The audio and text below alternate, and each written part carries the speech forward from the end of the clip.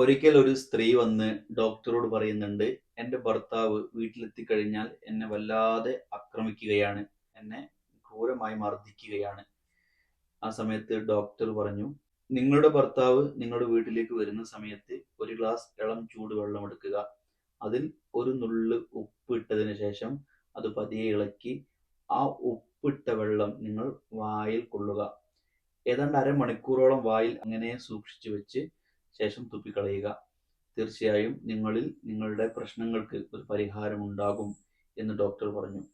കുറഞ്ഞ ആഴ്ചകൾക്ക് ശേഷം ഈ സ്ത്രീ വന്ന് ഡോക്ടറോട് പറഞ്ഞു, എൻ്റെ ഭർത്താവ് എന്നെ തല്ലുന്നത്, എന്നെ ചീത്ത പറയുന്നത്, എന്നെ ആക്ഷേപിക്കുന്നത് അത് കുറഞ്ഞിട്ടുണ്ട്. അത് അദ്ദേഹം ഇപ്പോൾ നിർത്തിയിട്ടുണ്ട്. ഡോക്ടർ ആ സമയത്ത് അവരോട് നിർദ്ദേശിച്ച ചികിത്സ മുടങ്ങാതെ ചെയ്യണമെന്ന് ഉപദേശം നൽകി അവരെ മടക്കി അയക്കുന്നുണ്ട്.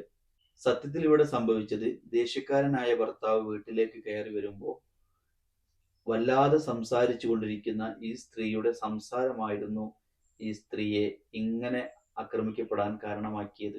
സംസാരം കുറയുമ്പോഴാണ് അവിടെ പ്രശ്നങ്ങൾ ഇല്ലാതെയാവുന്നത്. ഈ സ്ത്രീയുടെ സംസാരങ്ങളെയായിരുന്നു ഡോക്ടർ ചികിത്സിച്ചത്.